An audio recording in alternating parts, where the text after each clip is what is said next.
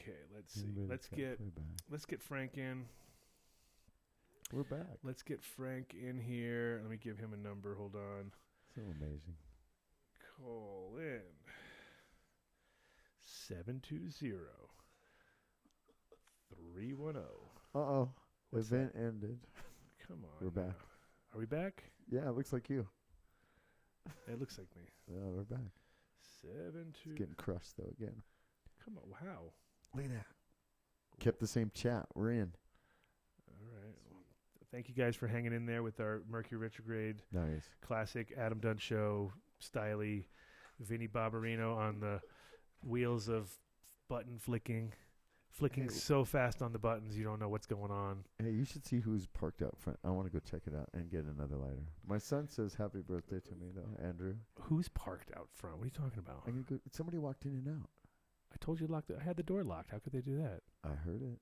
Well, I locked the door before I came Good, down here, so good. you must have been imagining things. That's good. Well, somebody was trying. Keep an eye. So I've just sent the number into our buddy Frank Master Bueno. I have to get his name said by himself. So, okay, he's calling in right now. We're all set up and ready to roll, right? Yes. Nice. That's a one-time thing. Oh, but we have to get the sound right? Is this No. going to be one of those deals? Boom. Let's click it. I got it. Hello? Frank. I'm good. You can actually hear me? I hear you perfect. This is amazing. Usually this never happens. Usually it's always a big, giant clusterfuck, and we're all trying to, like, talk over each other. What? Hello, you.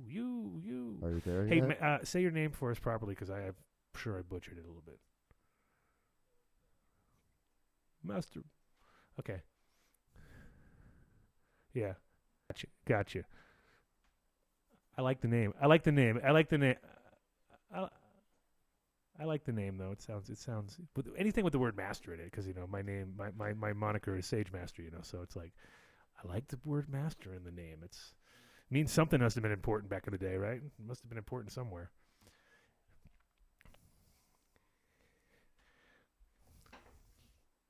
No. Sure. And are we from originally? There you go.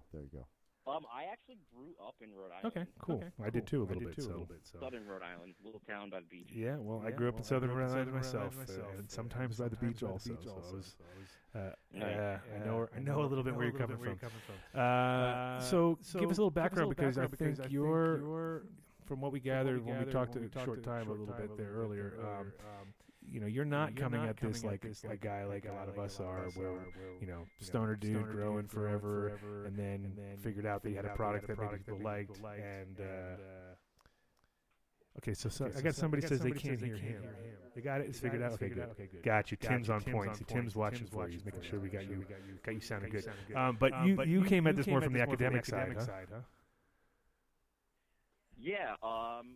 Basically, that's where the company came from. I mean, you know, myself personally, I've, you know, always been a fan. Were you growing a lot, or were you just always been a partaker? But I didn't come at it from the cannabis industry, so to speak. Okay, you know, I know the product and love it just as well as everybody else.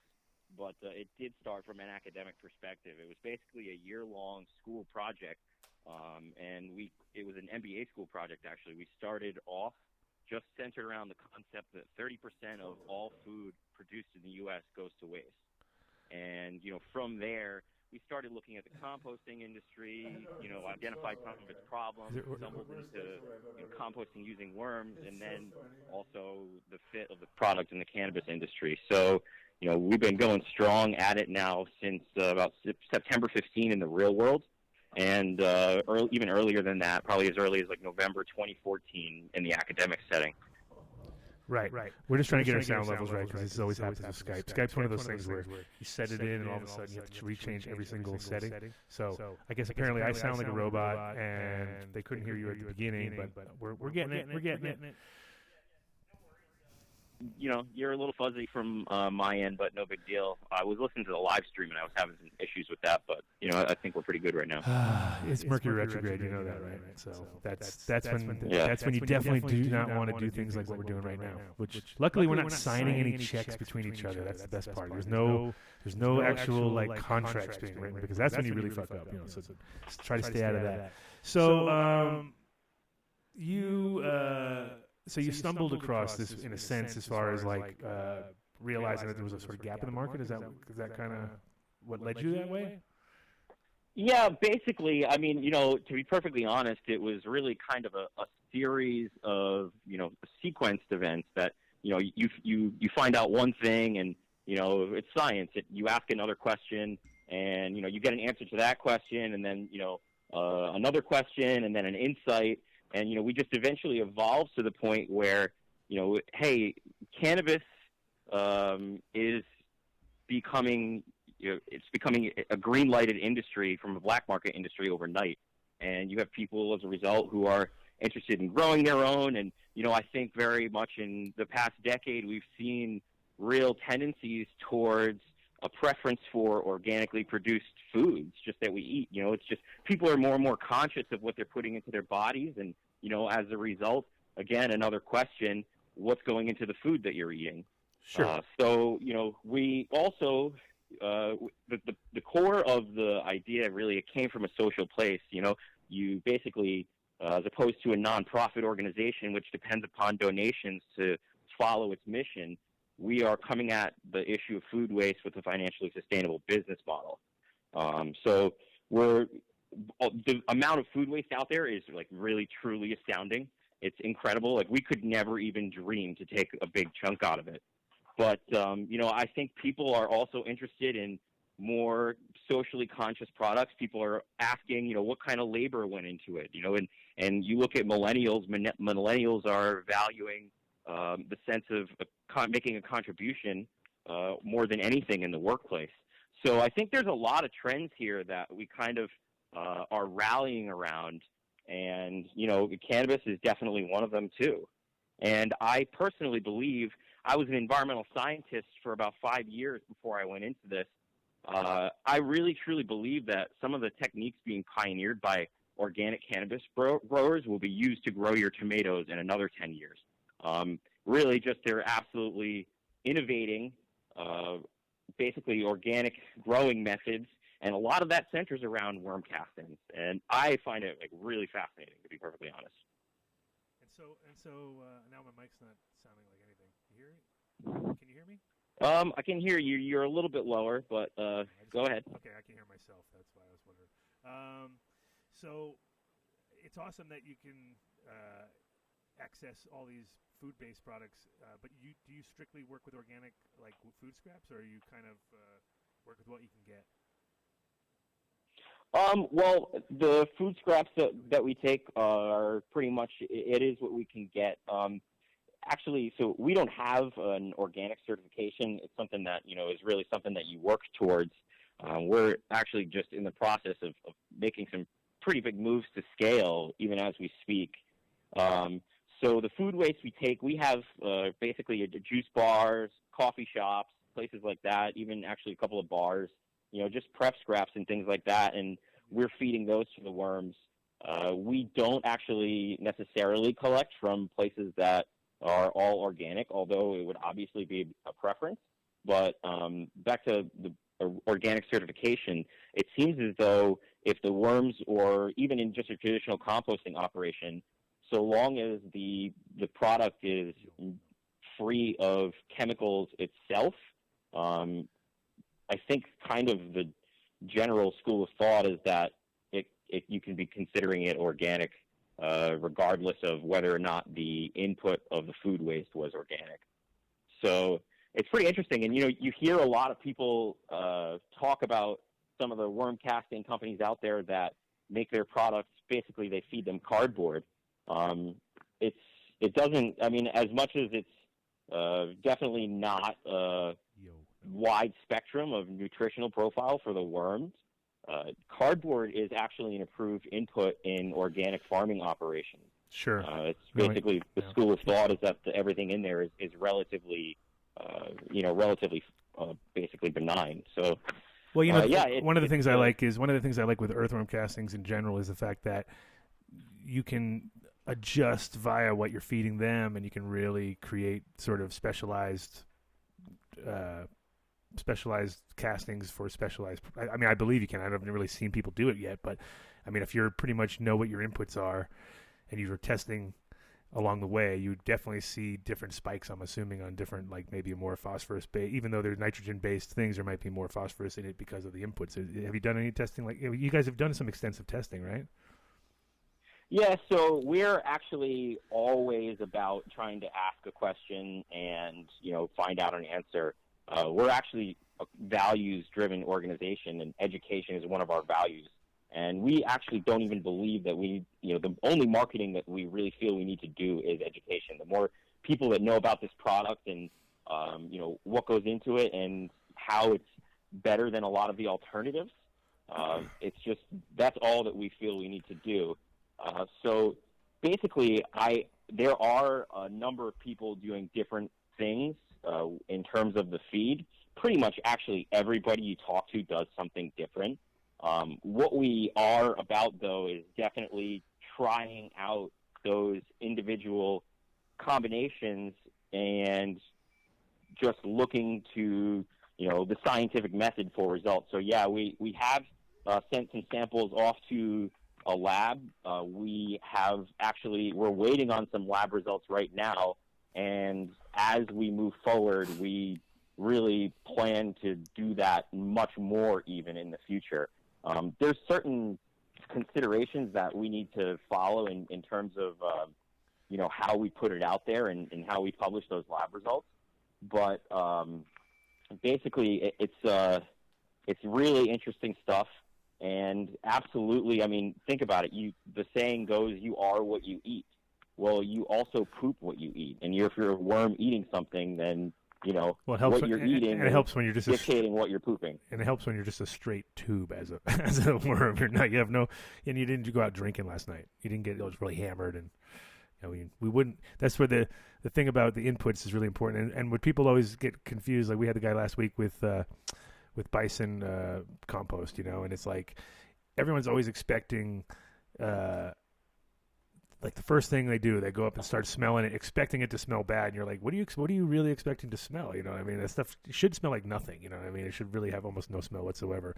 But with earthworm castings, is like, if you're not using that in your first 2 weeks, I think you're missing out on so much benefits, because it's such an easy safety net as a main sort of source of nitrogen and a main source of just balanced inputs in the very first couple weeks when you really don't want it to be too extreme in any direction. That's all I ever use. Right. That's pretty much all I'm using almost primarily. So when somebody has a good quality earthworm, and it's interesting too, the different companies, I can tell the difference right away just by you open up the bag and you can just instantly see some of it's chunkier and not so even, and then other stuff's like velvet, you're touching it and you're like, oh my God, this stuff's the quality. You know what I mean? So how is your consistency of your product? Is it really like fine castings, or is it, well, you have different styles? Yeah, it's funny that you use the word velvet. We grade it differently too. That's another thing that we're testing out is, depending upon the particle size, how does that vary things like, also, I mean, yes, of course, nutrient composition, NPK, etc., but also the microbiology, because the microbiology is where a lot of the power in earthworm castings are unlocked. So, it's a pretty complex equation for sure, and I mean, basically. Sorry, can you just remind me where I was going? No problem. I was just mentioning, like, do you have the different consistencies? Like, you have the velvety sort of thin. Oh, yeah, the velvet. Yeah. So gotcha. Basically, one of the formulations that we have is this really, really fine material. And when you say velvet, we've been trying to come up with like a weird nickname for it. We call it black velvet. And now every time that somebody mentions that, I just can't help but have that song play in my head. Black Veil. Yeah, so. That's funny. No, yeah, because it is like it is like there's one company. You heard of Buckaroo? You heard of that one?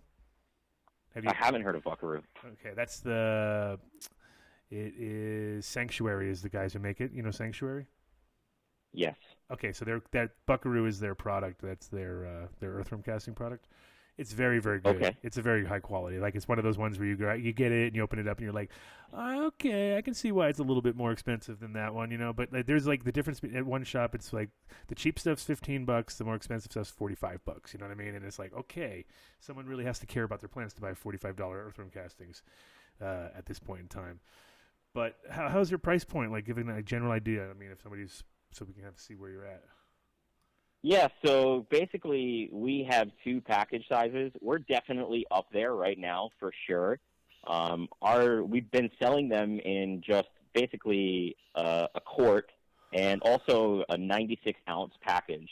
And the reason we've done the 96-ounce package is actually because it is recommended that when you're mixing earthworm castings into a soil, you use anywhere between 10 and 20%. That container that we have is exactly the amount you'd want to use if you were growing in a 5-gallon container. Gotcha. So we've been selling those for a little less than $20, and the quarts we've been selling just for $8. They've basically, They need a velvet. You need to sell them in velvet. You need to sell it in velvet bags, and it will look a little bit more classy too. Right? So actually, we're just always trying to be conscious of what it is that we're doing. So one thing that we're working towards is completely compostable packaging. Nice. So in other words, you could just take the package that we send you, open it up. If we sent you worms in it, you can just feed it to the worms, and they'll eat it. Right. There you go. So yeah, we're really striving to be as conscious of our actions and their impacts as possible. Environment is one of our core values as well. That's cool. That's cool. So you started about a year ago. Are you really out there as far as distribution yet, or are you kind of like just barely started? What's your? So we have just started ramping that up too. Up until this point, actually, we've been working direct with growers. Those were only the only relationships we had at first because we really wanted that feedback. Without that, the product wouldn't have been developed to the point where it is now. And right now is when we're taking it to market. So actually, I guess this would be the first time we're saying this. We're going to be in grow stores in the Boston area by the end of February. So you can, if you're listening in Massachusetts, you can expect to be able to go to whatever your local grow shops there within the next month. And basically, up until this point in Rhode Island, we've been working with growers directly, and we're actually about to make that jump in Rhode Island too. Are you selling worms? Are you selling worms or just the worm castings? So we do sell worms.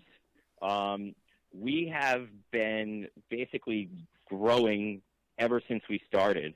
And one thing that's interesting about the worm industry, and I'm sure being in cannabis, you can understand, you don't actually see the results of the things that you do for 3 or 4 months after you do them. Sure. So all the while, even right now, we have units that we started out from the spring into the summer sequentially that are just now coming online. So right now we're trying to be careful too. We don't want to take on commitments to too many growers and then have ourselves be completely sold out for 3 or 4 months while we ramp up production.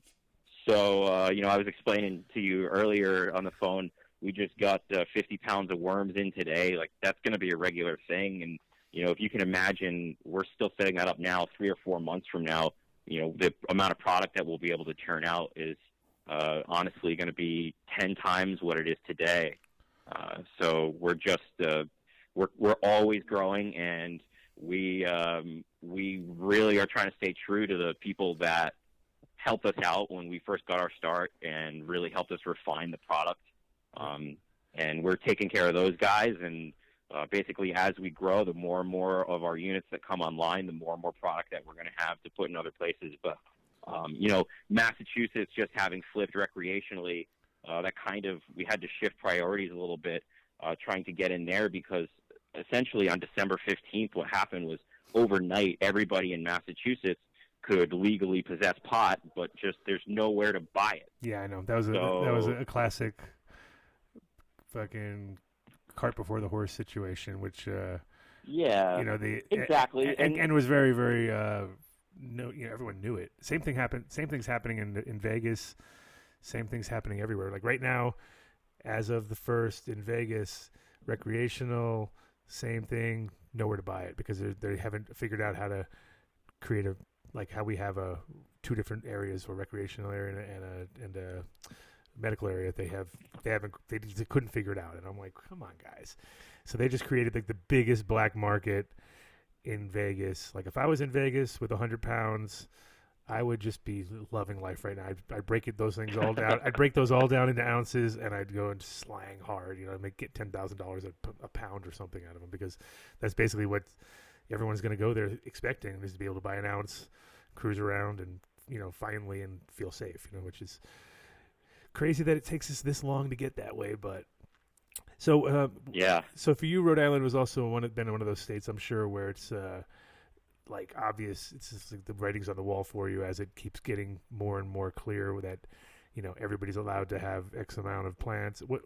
So the recreational, it sounds like, is going to happen in Rhode Island pretty quickly. Also, from what I gather from looking at Massachusetts and being like, because you know how it is in Rhode Island, things can happen in an overnight, because it's such a small place and everybody knows each other, and it's like, we can make that happen, boom, done. So I've heard rumors in the rumor mill that because of Massachusetts balking at their 6-month deal, that's pushed some people in Rhode Island to say let's push this even quicker. So don't be surprised if you see things going wreck there faster than anybody thinks. Yeah, and there have been articles in local paper to that regard. I can definitely say that too. I think there's a lot of considerations that go on, and I think Massachusetts happening and literally overnight. I think it really made a lot of the powers that be think about the future, and maybe their thoughts are starting to be oriented towards that, which is good. If you were looking back in time, and then you were that guy who was resisting alcohol prohibition being repealed, you'd look like the biggest fool ever. You know what I mean? You'd be like, "Whoa, come on, we could do this," And it's like, look at America now. It's like there's like a few dry counties left, and that's about it. And those are places people just don't go to hang out. And there's a few, extreme places, but for the most part, no one has a problem going to New Orleans with their kids now, you know what I mean? Where in in Disneyland you can buy beer, and pretty much there's no there's problems, believe me, plenty of problems, but society doesn't look at it as like there's a problem. Oh yeah, sure, beer everywhere, no big deal. But during Prohibition and during the repeal of it, because the crazy part for us is in Colorado was the place where cannabis prohibition started, like literally on the street that we're like a street away from where we are. Like we're on 22nd. It was on 22nd and Larimer. We're on 22nd and Welton. So it's like 3 blocks away from us. Was the first guy that was ever arrested for cannabis. So it started. Wow. It started here in Colorado, and then they were the first state to come out of prohibition for alcohol. First state to say fuck it, we're done. And so they came out on the first wave of that, and they were the first wave of the weed people too. So it's kind of like a weird, just keep cycling, you know what I mean? It's the same thing over and over. And I think if one thing we learned from Prohibition, it didn't fucking work. That's the most important thing. Yeah. It absolutely did not work. And then on top of that, companies like Walgreens and stuff, they were all developed on Prohibition. Like the reality is that whole company was selling alcohol. That's all they used to do, is sell whiskey and do it as a medical thing.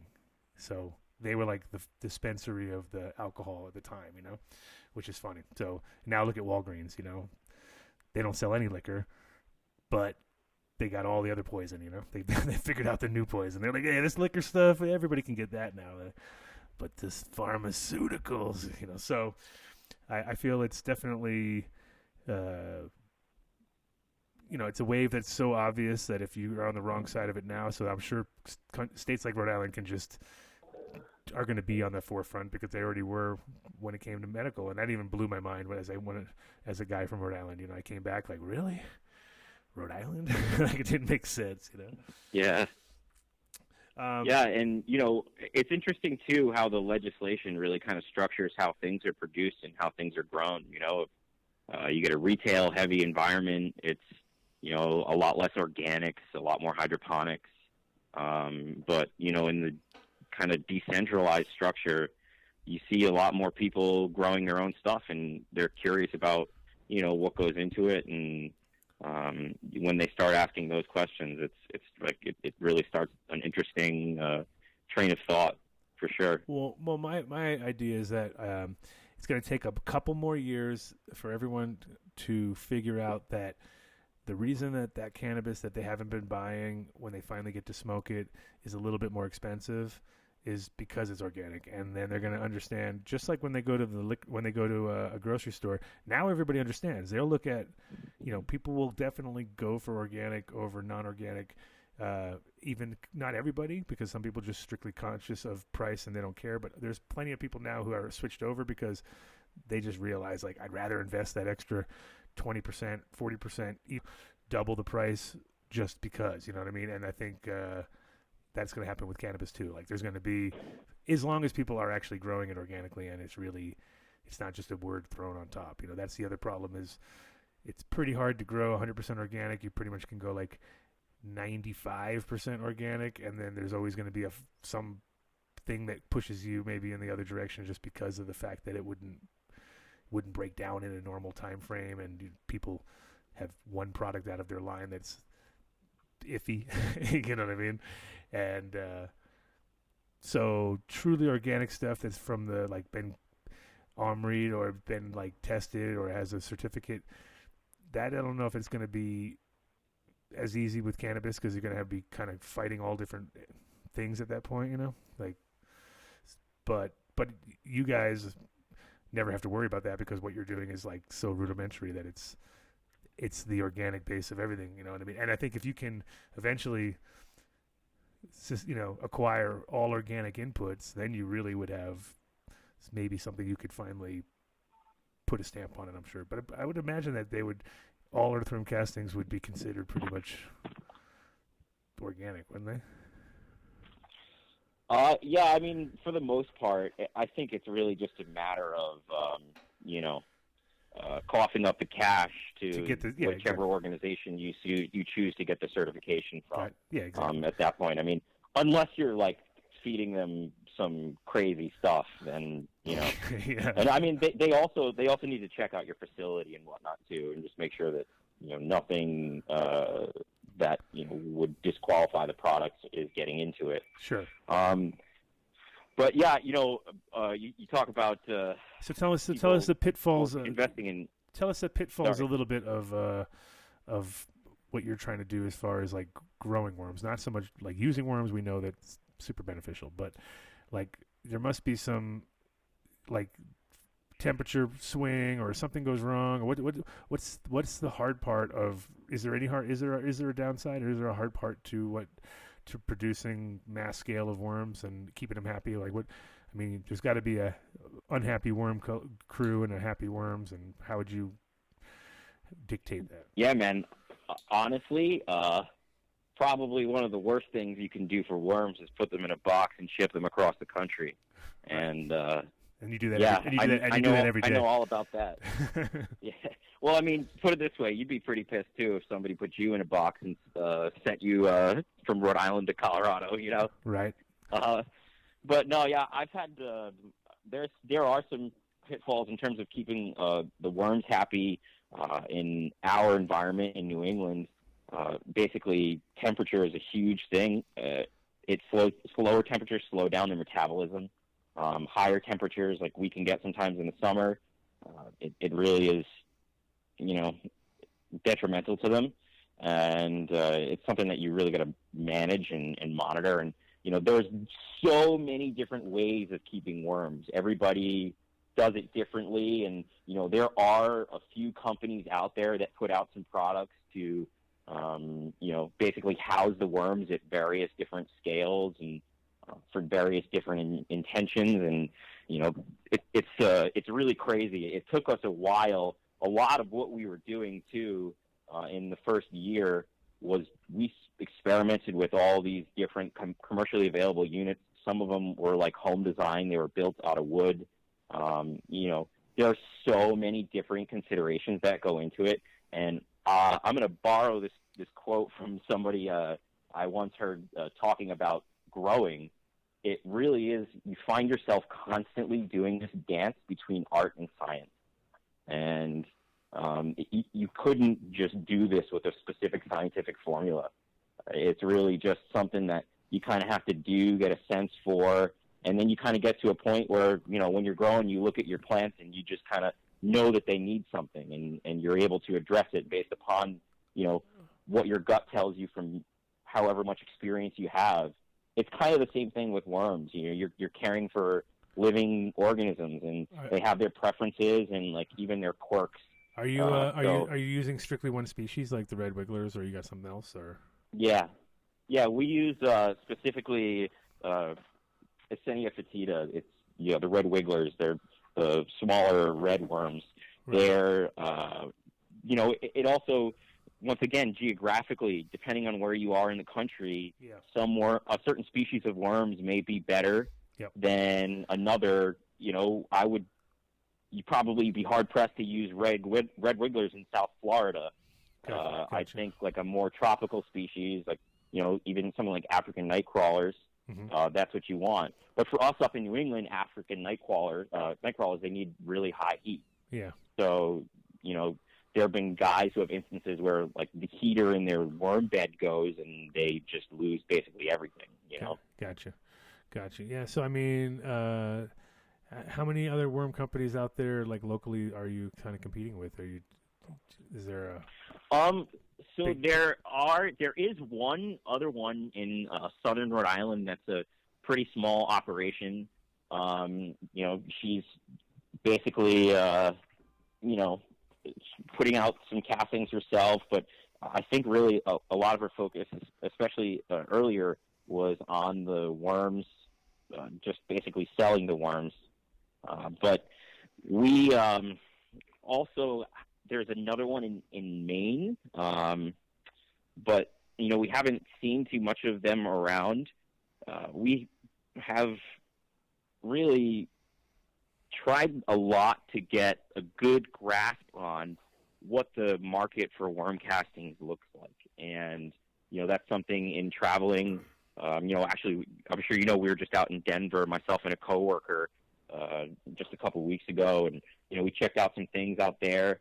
There seems to be it's a very nascent industry. There's no trade association for worm composting, and a lot of times when people look to regulate worm composting, they kind of look to traditional composting regulations, and they don't really apply. So it really is a nascent industry, and there's so much to find out.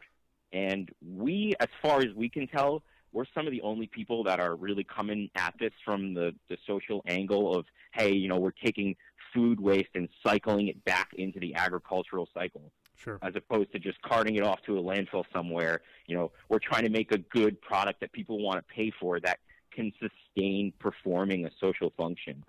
So, I think like the angle that we're coming at it from is, it's just, like I said, we came from that academic place where we were originally just a project in social entrepreneurship, and here we are today with like a bunch of worms and eating a bunch of food waste, and so there is some competition out there. But honestly, man, like when you walk into a grocery store around here, there's really only one brand of castings that you see, right? And it's coming from across the country. And that's part of what we think differentiates us, too, is we're all about delivering the product fresh to the grower. These castings are alive, literally, with, just an uncountable amount of microbes. Yeah. And that's what really helps your plants. And if you're sealing worm castings in a poly bag, and, sure, you poke a couple holes in it, but, think about it. You seal it in plastic, it goes to a distributor, it sits on a warehouse floor before it's put on a pallet, goes to the grow shop. Those are aerobic microorganisms, meaning they need air to breathe. Yeah. So, we just, we're all about just coming at it, from a perspective of, hey, like, this is a product that's made from food waste, and we want to get it to you as fresh as possible because that is really how it's going to make the most impact on your grow. Sure. We just also kind of haven't nice, found a lot of people that are so concerned with the worm's diet. Right. We're, like I said, we kind of tell them they're all vegan. They're all vegan. We're worms. always asking questions. Right. Vegan worm farm. But I mean, that's the thing is you don't use most people never use meat scraps anyway. I mean, so it's usually just not good for the environment of the breakdown, right? So you are using pretty much all vegetable scraps and things, right? Yeah, well, I mean, you never now know. we might be getting a little bit into our secret sauce. Okay. But it's a mix of things like fresh produce and coffee grinds and just some fibrous material because really part of the trick is striking a nice balance between having a fungally dominated worm casting versus a bacterially dominated worm casting. You want to have the right proportions and really, like I said, you are what you eat, you poop what you eat. It's that exact same thing.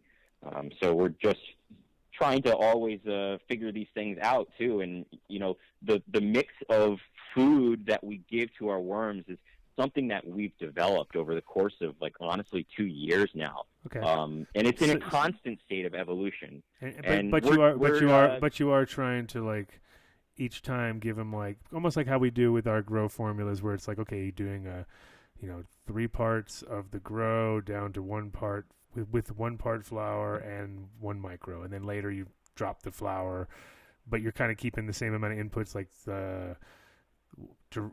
pure. You have access to pure just coffee grounds, or is that coffee grounds mixed with other food scraps, or is it you have that good of a way to? Yeah, so it is. It's coffee grounds mixed with other food scraps, and actually, the feed by the time we give it to the worms is a pretty good mix. Yeah. Okay. There's a number of different considerations when you're feeding the worms. How fast they'll eat the material. There are different things that you can do to the material to make it easier for them to digest and speed the process along, and also keep the environment healthy too. And the other thing is really for the worms, the food scraps is really just about half the input too. They need bedding. They need a material that's not food to live in. So they're just basically constantly moving through the material. And whereas in a traditional composting operation, you need a backhoe to do this, all these little guys are, popping up into the food waste layer, eating some, going back down, hanging out below in the layer of bedding that's on top of a pile of castings. And they need a pile of fresh castings below them to breed. So they basically are just popping up and down all the time through this medium. So, what does our bedding mixture look like? How does that make the end product look like? How does that affect rates of breeding? We have a guy who works with us, one of my co-founders. His name's Mike. He's just awesome with technology. The guy's got 3D printers in his basement. He 3D printed a 3D printer that he uses in his basement. And he's able to make us all these little computer units. Hold on. He 3D printed a 3D printer? Yup, true story. Okay, just making sure I wasn't confused. I was like, okay. Yeah, and once you get a 3D printer, you can use the 3D printer to make better parts for your 3D printer. So you can use your 3D printer to soup up your 3D printer. Yeah, it's like if a Mustang just put a turbo on itself. Exactly. No, it's pretty awesome. I like that. But yeah, so he makes us all these little computers that sit in our worm units and, monitor all the conditions. So, another thing is, big data is everything these days. We're just trying to gather as much information as we can so that we can look at these things and really go at it from a scientific perspective and try and understand how these variants affect the end product.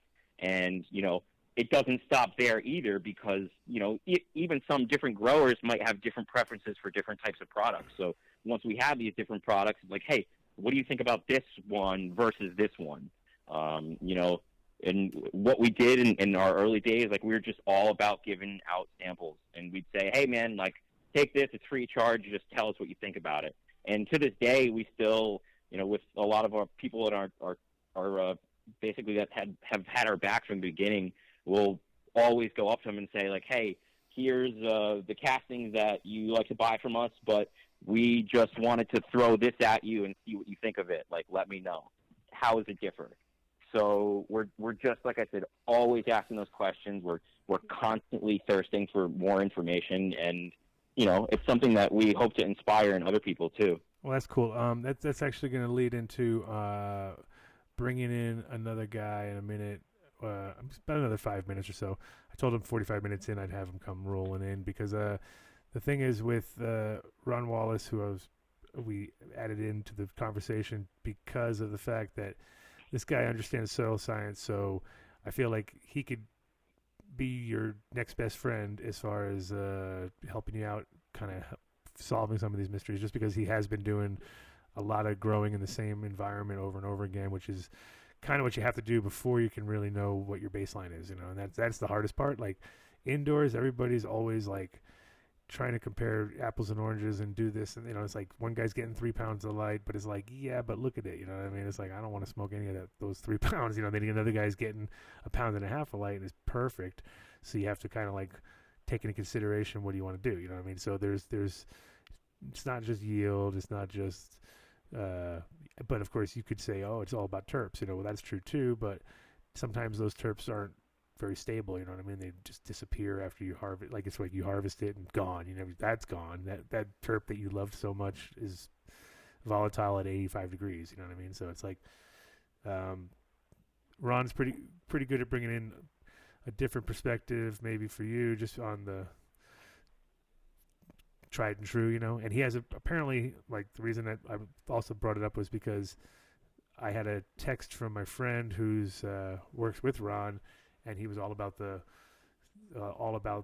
worms, and I was like, so he kind of inspired me to even think about the show this morning, because I was looking at his text, and he's like, man, I never used earthworm castings, and I was like, what? Like, thinking to myself, wouldn't that be the first thing you use? But it was like, his kid's like so far into growing pumpkins that he never thought about that part, what I mean? He's just like been feeding them everything else in the world, literally. So I'm gonna text Ron. And I'm gonna text Ron and get him on the horn, and we'll keep everybody rolling in this side. You got any websites or anything while I'm doing that that people can look at stuff, or you have any? Yeah. Absolutely, Ben. So you can get at us. Just our website is growearthly.com.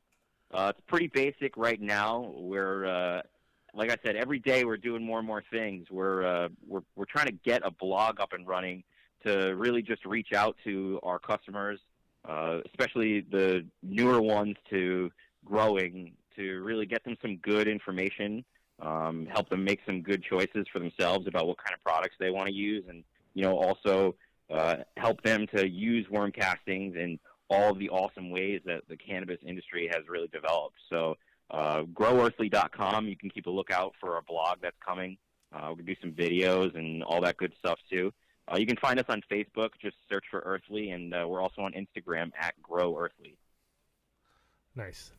And do you have any you have any kind of videos up there or anything, or is it more just basic? That's Wikipedia. So right now we are, I guess I'll mention this, within the next week we are going to be publishing our first video, and that's going to be like our initial, like, hey, this is who we are, this is what we're doing type video. So you can definitely keep a lookout for that. Like I said, that's probably coming in the next week. We have some links to some pretty interesting stuff that we found over the course of the past few months on Facebook. And, we're up on Facebook with right now with a lot of information that we think is going to be important to people as they try and do their research, essentially. So yeah, pretty soon, like I said, just videos. We've got some tea recipes. We've actually got our own product that we just tested out at a show here in Portland. We basically made our pre-made tea mix. What's interesting is, especially in Massachusetts right now, you would expect, like, you go to a cannabis convention and you got your, like, typical, like, stoner dude, like, oh, hey, man, what's going on? But, what we found in Portland was that a lot of the people who were coming up to us and asking questions and expressing their interest and wanting to learn more are, like, 55, and kids are away at college. And like, oh, look, weed's legal. I'm like, yeah, honey, maybe we should just have a couple plants in the basement. Yeah. Hey, like, I don't know a damn thing about growing. Oh, yeah. Oh, wait a second. So it's like we've got this huge customer base that is just really curious, and we see it as a tremendous opportunity too. You got one of my co-founders says that one of the most rebellious things that you can do is grow your own food, and it's like, hey, if I'm growing my own organic cannabis this way, like, maybe I could just grow my tomatoes that way. So we see that the cannabis industry is taking hold here in Massachusetts. We come from a place where we're all about the social aspect. We're all about just really trying to deliver a good product, and we're all about education. So it's just a tremendous opportunity to get an industry out on a really good foot. If the cannabis industry can develop itself with, really sound principles and really sound values, I think, so much good can be done. So we're just stoked to be here and to be a part of this opportunity. And, we're so thankful to the group of growers that have helped us develop up until this point and, just help us refine our product. That's awesome. I just got in touch with Ron, so he's going to call in a second. So we'll have that second angle, which I think just getting you guys together is good enough for me, because that's half the thing about the show is, like, getting like-minded people. And since you're in the same state and he's, been there doing it. But you got to razz him about his dad, because his dad broke his world record. Okay, go for it. Hey, Ron, did you knock out? Hey, Adam, how you doing? Happy New Year. Adam, okay, good. Hey, man, Happy New Year to you. Also, little pre-New Year and post Christmas. How was your Christmas? Yeah, it was good, quiet. It's just the way I like it. So it wasn't a lot of activity. So it was nice and quiet, relaxing, and looking forward to 2017. That's for sure. I'm not sure if we ended up losing. Did we lose him? We still got I'm you. here. No, not you, Ron. We got you. We got you, Ron. Don't you worry. All right. Did we lose Frank? Did you add him to the conversation, or you just went and clicked on Pro? Did you? I don't know. All right. Well, we're gonna have to get Frank back on. Somehow you just took over the entire tang. But so how's it been getting beat by your dad? Tell me. Just give me the war stories. Has it? Well, he's got bragging rights for the year. That's great for him. It's been an awful lot of media and emails and attention still been bestowed towards him, and somebody who's 76 years old, he certainly deserves it. But hey, you know what? I'll be back. Looking forward to 2017. So I'm like a bad penny. I keep turning up. So I bet. But the celebration is still obviously in the Wallace family. We're raging. Yeah, I tell you, lots of emails and stuff from growers, people wanting to grow, giant vegetables and wanting to know how you did it and how you stay consistent. Because even in my end of the hobby, to the group. People still think there's secrets. Okay, so we have Frank back here. Sorry about that. We dropped you because we went all crazy. It's Mercury retrograde. Hey, no worries, Adam. Hey, so I got my co-founders texting me here while I'm off the phone with you. I guess you guys have a different website up. Our website is growearthly.com.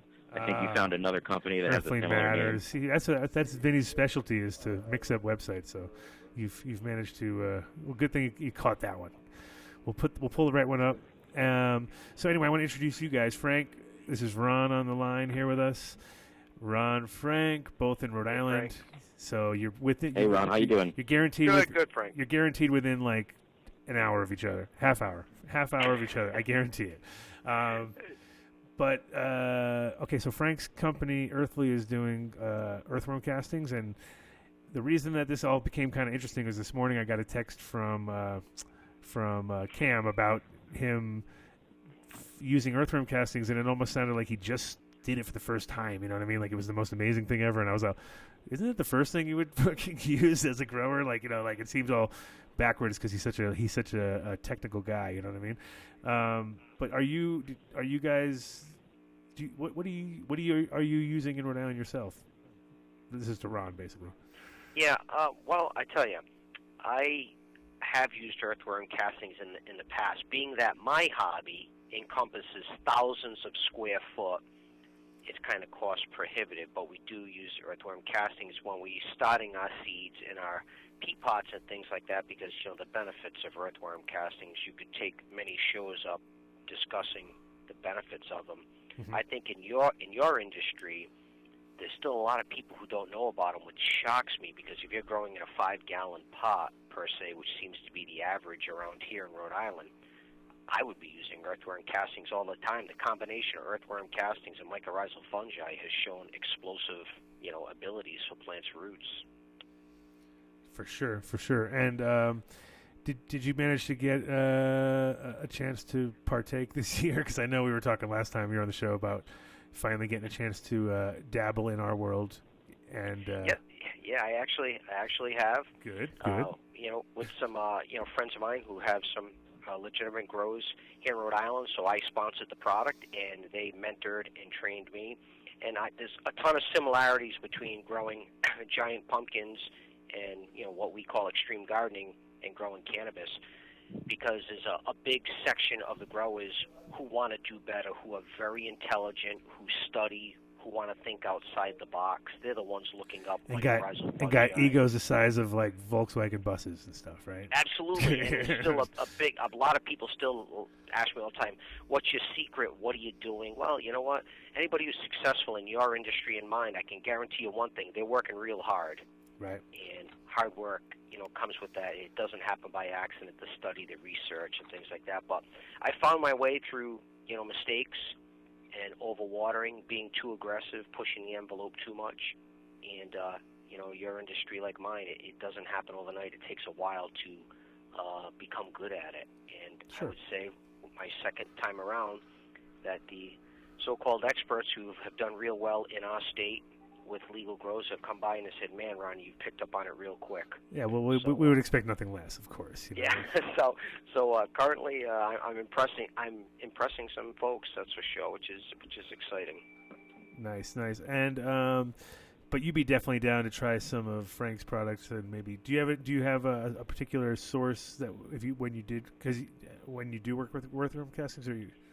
Yeah, I was usually like this guy. I think Wiggle Worm was the name of the company. redwigglers.com, or one of them that I would just go up on Amazon and just get the earthworm castings sent to me, and I would use them in I make my own starting mix, my own super soil for the pumpkins to get them going, and I would be adding that to it, but I'd definitely be down to try Frank's stuff out, because specifically since it's Rhode Island, if it's Rhode Island, it's probably going to be otherwise, those worms won't know how to talk to Rhode Island worms. You know what I mean? Like, like what? Well, well, I'll tell you, it's got. How you doing?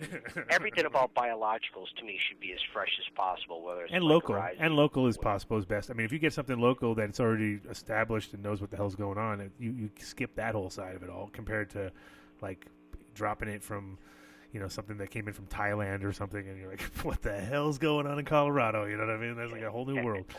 Well, absolutely. It's just like people who buy a lot of products today. They're buying it from overseas and stuff that's coming in. I test a lot. I spend a lot of money testing products, and the biology is absolutely dead, and it's DOA. There's just nothing there. So sourcing local is obviously very important, you know, in anything, produce, you know, biologicals, and you know, doing what we're doing. I'd definitely be down to opening up my playbook to use some of that stuff. Sounds good. Hey, man, we'd be happy to get you a sample for sure. Yeah, basically, I wrote on your website, and I pulled up my computer. I'll send you some contact information later on, and then tell us about your products too. How your WOW line's going. Sure. Well, I tell you, WOW, this 2017 will be my third year, and what started out as, you know, products designed for a big box store, vegetables, flowers, fruits, and herbs. The business demographics have, switched like a tidal wave. So mostly, 75 to 80% of my business right now is people growing, cannabis. And what I found in that industry is they tell their friends, and if they like it and they see results, they tell their friends, and they love the mycorrhizal fungi because it's got an extremely high propagule count, and it's fresh. I don't carry tons of inventory, so when it goes, I'm out till it gets packaged up fresh again, and they like that aspect, and they're seeing results with it. They love the compost teas and things like that, and they see the pictures of the giant pumpkins in my story, and they're willing to give it a try. So it's been very exciting because my business from the first year to the second year really exploded to the point where I had to bring on a social media person now, an administrative assistant to help with, a lot of my invoicing and things like that, and a shipper and a receiver. So it went from, okay, this is going to be a nice second income to, oh my God, this is life-changing. That's awesome. And every day the requests keep coming in and things like that. And I love seeing the photos from people, whether they're growing sunflowers, tomatoes, corn, or cannabis. People are really excited to use products that are organically good for you, that they know it's not contaminating their well water and things like that. So it's been a wild, exciting ride. Exactly. And so we're just pulling up your website right now on the show so people can see what's going on, get a little face there. Behind the face behind the gigantic pumpkin. I can tell you, in early 2017, by popular demand, I will have out a 1-pound premium mycorrhizal fungi inoculant package. Currently, I just have the 5-pounder. People have been buying, and they're making their own super soils with it, but a lot of people in the cannabis industry have asked time and time again, you need to have a 1-pound package and be under $20 with it. So it's perfect. You guys can do some flip flop in between your companies, and maybe help each other get some inroads with different people. Because the thing is, it's like it's very hard to get people to give you the right shelf space at grow shops with organic products, because it's like they're always trying to hype the other company or whatever, and they kind of stick you in the side. I know how it is. I mean, I always see it's like, where's all this stuff? Oh, it's over there. And then the reality is, it's like when people know what they want, they don't even care where it is. They just go in and grab it, of course. But when it's something new and you got to explain it to somebody a little bit, it's important to get a good headspace on it at a grow shop. What I found in the grow shops so far in Rhode Island, and just going in and out, or just seeing what's on the shelves, and it seems like the companies that are pushing the free swag are the ones getting the space. And to me, that's kind of ass backwards, because free to me has always been kind of like a bad word. It's like, okay, it's free, but if you ask somebody at the counter a question and they can't answer you and they have no idea what they're talking about, but they got a free T-shirt and hat, and they're giving out free stuff, that's to me, that's not helping growers, whether it's my product, because I see a lot of products on those shelves that are very good and I use in my hobby, and they're very good, and I noticed them like second, third tier in the back behind, the bottle of Super Thrive that's sitting out there, and their claim to fame is from the World's Fair in the 40s. Right. And it's like, well, this company came in and they brought us a big suitcase full of hats and T-shirts. I'm like, oh, okay. Well, yeah, my friend came over recently, and he was I kind of left him at my spot, and a couple days later, he's like, I'm pretty proud to see you don't have any bottles of Super Thrive lying around. I was like, dude, come on now. If they do, they're just sitting in the corner, you know what I mean? Because somebody bought it at one point. But yeah, for the most part, it's like there's so many companies out there that have produced product that were standards, but not necessarily anything more than just look at you see a bag of vitamin B1, and you're like, I can make like 200 bottles of Super Thrive out of that bottle. And that's exactly what that is, B vitamins. But just to use that as an example, I found it's very tough in the grow stores to gain any decent space unless you've developed a big-time relationship with the people at the store. It's the ones at the store that are selling the product, whether they're selling the right one or it can do anything to you. What I find on my website is that's my forum, my open space, where I can educate through links, my test results, photos, and things like that. That's where I gain my space, and I've noticed when people order for a first time, they come back, or they'll email, they'll tell their friends. But obviously the grow stores is a world that I haven't plunged into yet, that I am going into. It just seems is a different way of trying to get on the shelf there. Well, it's a battle, but at the same time, the reality is proof is in the pudding on all these kind of products, and if somebody gets it in their hands, then you already know it's probably a 70-30 chance, 70% chance they're going to come back because they're smart enough to notice the results quick enough, but sometimes it's not. Sometimes people don't realize because they're buying 15 different things, and you never know what was the one that worked, you know what I mean? Where I think it's very smart to start simple and work very small intervals and just keep working your way towards whatever success that you're trying to get, Well, that's what I found through my trials with it, that I started basic with making my own soil, using the mycorrhizal fungi, but, azos from Extreme Gardening is key in my program because the azos and the mycorrhizal together really, really make those roots explode. And, so I use a couple other things like that and a few other things and found that. And then once you think you're getting better with the azos, are you watering that in, or are you? No, I do the azos as a dry powder. I don't water it in. I take the azos and I always wonder what the best delivery was for that.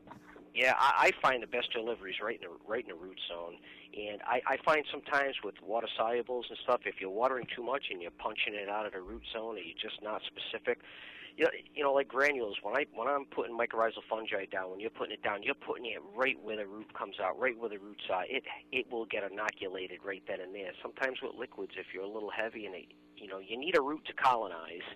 So on real small plants, you got to make sure you get them inoculated right away. But I found the best thing is when I dig my hole, I just sprinkle a little of the powder in, or you can dust the roots right with the powder.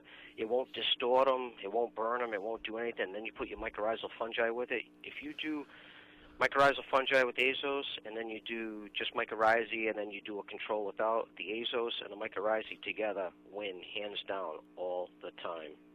It's just, it creates indole acetic acid and natural plant growth hormones, and it's just a great product. And the more roots you have, the more inoculation space you have for your mycorrhizae to go bring you back. People think mycorrhizae is just for phosphorus. Well, that's not the case. I mean, for, water, nutrients, micronutrients, bringing it back to the host, the plant.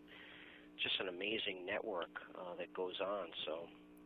And all working with those worms at the same time, and then the worms run into that, and that's the beautiful part about organic stuff is just that when you start thinking about it in a real, the way it should be, not just the organic in a bottle and you're giving it to it like that, but more like okay, this is how it makes a lot of sense because you're like, okay, worms are making it easy for the next step, and then the next step's making it easier for the plant, and then the plant's not having to do anything really, just sort of laps it up, at that point. I tell you, I'd love to hear from Frank on his thoughts of the worm castings as a food source for microbial activity in the root zone, because I would think that they say that the worm castings can stay in the soil for a while and provide NPK for months. I'd love to hear his thoughts on that.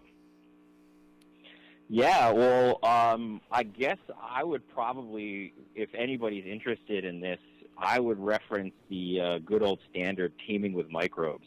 Yeah. I would say that book is a really good summary of anything that you'd really want to know if you're trying to use worm castings in that environment.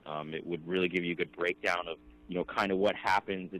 It's not just about the worms, Inside the castings is literally an entire ecosystem of microorganisms that, are just constantly digesting the organic matter that is still in those castings. And if these little microbes are constantly eating this organic matter, they're constantly pooping out basically nutrients that are bioavailable, meaning they're in a form that is readily available to the plants. So, it's absolutely critical. A lot of guys that we work with actually put some of our worms in the pots. And that way the worms are just always cycling through the material. If you're trying to go no-till, it's a great way to help with aeration too. But also, if you're getting pretty good with the worm teas, if you're, a compost tea type person, those are adding all sorts of microorganisms and all sorts of other things that are just, contributing to the life in the pot or, even in the soil. if you're growing outside. And, there's some studies, actually, to be perfectly honest, as far as I know, there are 3, maybe 4 PhDs in the entire country that really study worm castings. One of them is a guy by the name of Norman Aaroncon at the University of Hawaii Hilo, and he recently came out with a study that's published, and basically the results of this peer-reviewed study are quite simply, even if you are a traditional agricultural operation using chemical fertilizers, worm castings will still increase your yield. In fact, the figure that he put out in this piece of research is that if you, as a traditional agricultural operation, take 30% of your fertilizer expenditure and not even spending any more money, just taking 30% of what you spend on fertilizer and buying worm castings instead, you would see a 30% increase in yield. And that is because of the microorganisms. And this study that he did recently, he's quite convinced that, he's isolated the factors. And the only way that that increase in yield can be explained is because of the microorganisms. And, in teaming with microbes, there's a lot of talk about how plants are able to, they basically sweat hormones and or different food sources for different microbes. And when the plant is able to basically put something out there that attracts certain species of microbes, because when they eat something, what they poop is what the plant needs, and the plant knows what it needs when it needs it. So by placing a material such as worm castings that's so rich with this life into whatever medium you're growing in, what you're doing is you're allowing the plant to take advantage of its ability to literally call in the microbes that deliver the nutrients it needs. And, as opposed to it being what the plant gets being determined by, somebody staring at an Excel spreadsheet and mixing up some things in the bottle, it's just basically the plant is determining itself what it gets and when it gets it. Yeah, I've read a lot of studies about the pheromones almost that the plant will give off, and microbes attracting what it wants to attract. And obviously with worm castings and other things, it's a balanced out NPK that the plant picks up. You'll never burn a plant from having great mycorrhizal activity and microbe activity in the root zone. I mean, that rhizosphere right in and around there, with the right things churning up the right organisms, that's just balanced NPK that's going to the plant all the time.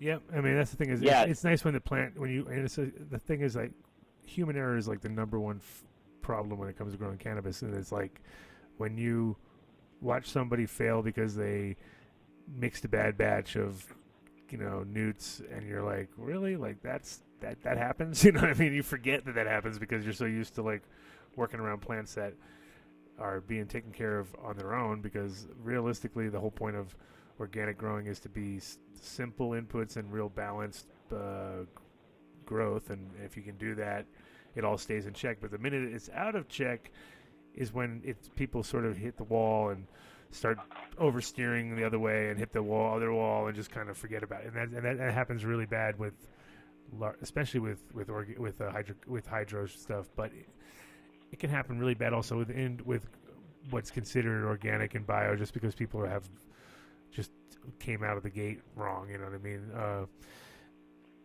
Do you think there's any like fail-safe way to grow organically that, I mean, I don't know, both of you guys are not really cannabis guys long-term by any means, but obviously our fan base is. But the biggest problem I see or not so much with earthworm castings in general, but with like organic growing on a large scale, is the fact that when you're on that big of a scale, and it's not a greenhouse, it's indoor. If your conditions get compromised by power outages, etc., whatever, you're just so reliant on that most people don't have any microbial life. They just grow everything in salts anyway, because that makes it smarter for the finish line. But do you see it being like the best? Because that's the hardest part, is to grow large scale organic. Is like just that's where there's a capping point. You know what I mean? Well, I could tell you from what I've heard and what I've seen locally here is some of what you would consider as the top growers around. They use a combination of organics and some synthetics, and those are the ones who seem to be really hitting it out of the park. The combination of the two, lighter on the synthetics and more heavily on the organics. Those are the ones that I have seen that have produced, some really stunning looking. Yeah, I mean, I tell everybody reality is like 95% organic, and you're really good. Like you're way more than most, And but if you try to go more than like say 80% organic and 20%, that's too much synthetic. You know what I mean? But if you do just that 5% synthetic, kind of push you over the edge thing, it almost seems to work better sometimes than if you're strictly organic and or strictly not organic. I don't know if you notice that. Spoon feeding is something I hear a lot. A lot of the guys use. I'm just spoon feeding. I'm trickling with a little bit. They know when and where if they need just that little bit of extra. Because once again with synthetics, when you're putting it in, it's ready to go. It doesn't require. It's not being broken down by anything to be released in the rhizosphere. So it's ready to go. And I've seen plenty of studies from major universities just based on mycorrhizal fungi that they found that it worked better with some synthetics in the mix. And to me, that's kind of easy to understand because there's no doubt that synthetics used properly on a small end can create roots, and it will create roots. And the more roots, the more hosting points for any type of fungi. So, like I said, once again, the people that I see that are really doing well, they have a combination of very, very small amount of synthetics and the rest being organics, and they seem like they're doing really well. And that's what I do in the pumpkin, end of it. It's the organic part, but just spoon feeding a little bit of some synthetics when I really need to go to the whip. No, it's good. It's good. I mean, again, those are those kind of cross things where you're like, okay, it's good to see that it's not just cannabis that is like this. I mean, cannabis is super aggressive. Pumpkins are ridiculously aggressive. They both have that like phase that if you turn around and look back again, you're like, wait a minute, I swear to God, they just put on weight. I just was over the other side of the room. I know with pumpkins it must be even crazier, but. Hey, my dad's pumpkin this year averaged almost 50 pounds a day for 2.5 to almost 3 weeks by measurements. I mean, that's ridiculous. That's a combination, genetics, organics is just a spoonful of synthetics. And what do you think about that, Frank? What do you think about that growth, Frank?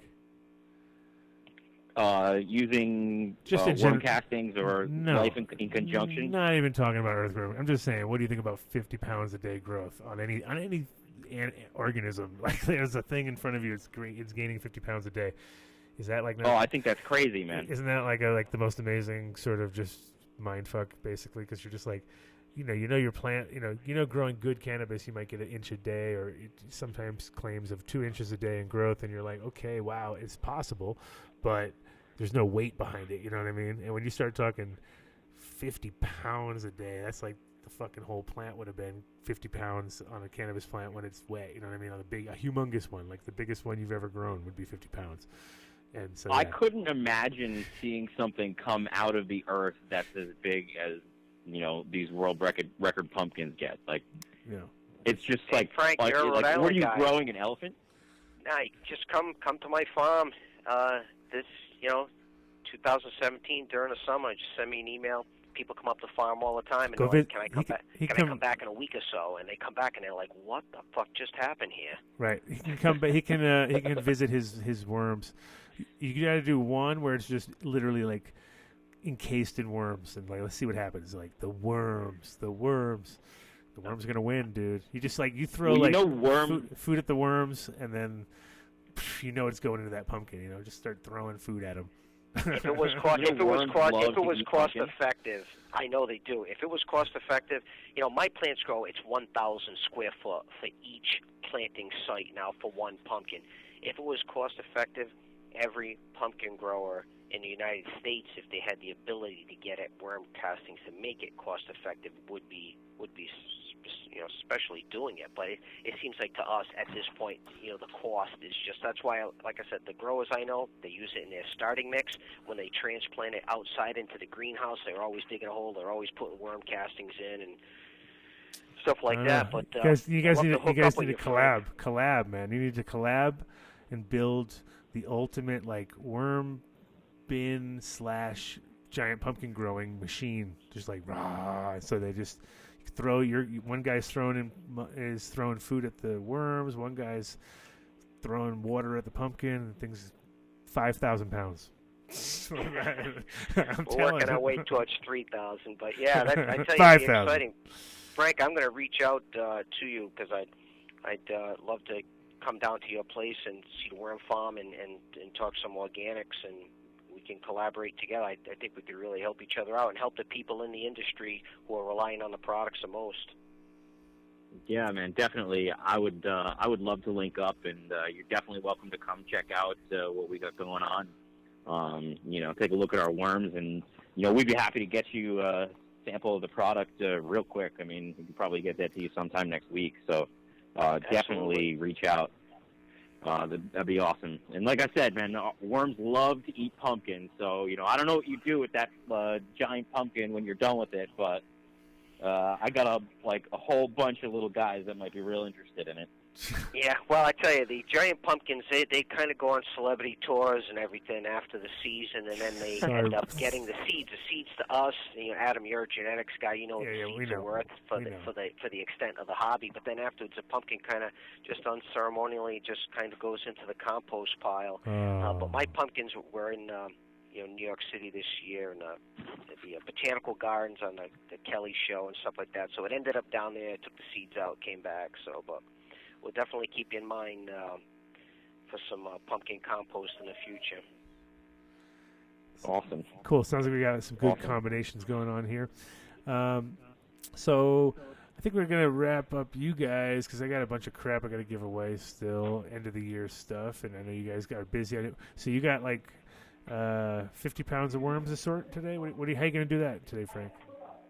Well, so they're actually just hanging out right now. I'm trying to prevent them from trawling. Oh yeah. Like I said, when you get them shipped, they don't like to be shipped. So you put them in a container, and they just decide that they're going to go crazy and explore everything. And crazy.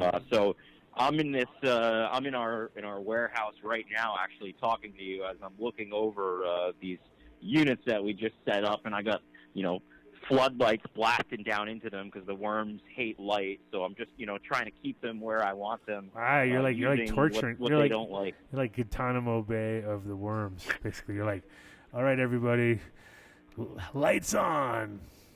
Yeah, everybody has to wear orange. I figured it out the hard way. The first real decent sized shipment we ever got, I got 10,000, about 10 pounds of red wigglers shipped to the one-bedroom apartment I was living in Boston. And, yeah, man, I, spent all the time to be so careful as to, make sure that I had the right amount, the right weights in each container. We're being super scientific.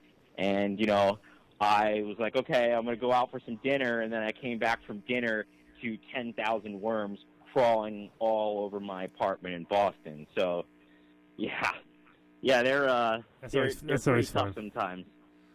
Oh yeah. That being exact went all out the window, obviously. Right. And but lint covered worms. Yeah. Actually, it's funny. The package that time had come in a day late, and the box must have burst in transit. Because I'm walking out of my apartment building to go grab a coffee when the postman walks up to me, and he's like, "Oh, hey, here you go." And he hands me a burlap mail sack that's just full of about 10,000 worms. Your package exploded. I'm like, oh, sweet, thanks, man. Nice. That's a good intro. It's a good intro to the organic world of worms. Yeah, that was probably the one point where I was like, dude, what the hell am I doing with my life? But you learn. The more and more times you do this, the more and more you kind of figure out what the worms like, what they don't like, how to do it, and it's just it's part of the business. Trying to make a bunch of worm castings from food waste. It's it has its trials and tribulations too. Sounds good. So, all right, Ron. Yeah, guys, I got to bounce to Adam. Thank you very much. Always a pleasure. Honored to come on your show, Frank. Nice talking with you. I'm going to email you a hookup. And, Adam, if I can throw a plug out to wallacewild.com. Do it. Everybody come check out next month. 1 pound mycorrhizal will be out. A lot of excitement building around that. But my mycorrhizal is still on there now in a 5-pounder. But if people want to check out my site, some videos, some links. Thanks again, Adam. Really appreciate it. Everybody be well. Have a great 2017 and start to it. And Frank, I'll reach out to you ASAP. All right. Be safe out there. Sounds good, man. Take care, guys. Have Adam, a good night. Thanks, Ron. Thank you. Have a good one. Adam, thanks again. We appreciate your time. Of course, Frank. And appreciate your time. Thanks for being Johnny on the spot for us today, too, and coming on the show and making people know that there's guys out there that still love worms, because we know, worms got a bad rap, bro. They got a bad rap out there in the world. It's like worm. Worm does not bring up the most beautiful idea. And people get called worms, but we know worms are good, right? Yeah, absolutely. The best. Good for everybody and everything. Worm. Good for the environment, Yeah. More worms, the better. For sure. But and yeah, man. If when you're here next time, hopefully I'm in town. We're not going to miss each other like we did last time, because that sucked. But for the most part, I'll probably be in Rhode Island at some time too, because it sounds like things are going crazy over there, and I got some friends who apparently are talking like getting spots, and I don't know. We'll see, because if it is getting to be one of the next rec spots, I will be there to at least to celebrate. It's 100%. So cool. That sounds great, man. Well, we'd be happy to have you by our warehouse whatever it is that you find your way back here, and I'll be back to Denver. No worries, for sure. Cool. Sounds good. Thank you for coming through. One more time on your website for everybody, so they can just... Yeah, absolutely, man. If anybody wants to check us out, it's www.growearthly.com. If they decide that they want to check out our product and put an order in on our website, then if they use Adam Dunn Show as a promo code, we'll make sure that you get a little hookup. Okay, one extra worm. You exactly. get one worm. You get one extra worm, guy. No. We'll get you a little discount. It's all good. Okay. But yeah, man. So growearthly.com. You can follow us on Instagram at growearthly, and on Facebook just search for us as Earthly. And got a lot coming out in the next couple of months, so stay tuned. Sounds cool, Frank. Thank you for coming through. And like I said, next time you're in Denver, let's make it a point to get you. We'll get you live on the show. You bring your favorite worms, the ones that you're most friendly with, like the best acting worms. Don't bring no lame worms, okay? Just whatever worm you bring, I don't want it to be lame. I want that. Those would be our Newport worms, the ones from our Newport location. Those ones sound super lame, right? Yeah. Barely hold their whatever side of their head we think their head is. They're like, oh man, I'm from Newport, mate. Lazy, rich, pretentious worms. No, sounds good though. Yeah. Thank you for coming on the show. All right, thanks a lot, man. Stay well. Peace. All right, talk to you soon. Bye. All right. Bada bing, bada boom. Bada Adam, worm. how do you do that? How What's do that? You make a show within minutes? The show in minutes. I don't know what we're at total, because we're at 122 here. We were at something. Not too much. So we have a little bit of time. What we got to do is get KTI to call in. He said there were seats here. Here in the room? In the fridge. No. He said there were seats in the fridge. Well, and there's go look nothing. in the fridge. I did look in the fridge. I got some pickles. Pickles. We're not giving away pickles. He had a list. He never I know. He had a list, and then he's disappeared in a while. He's not answering? No, he's on the chat. Yeah, where is he? I'm not sure. Where are you? Where are you? Where are you? Anyway, just in case here.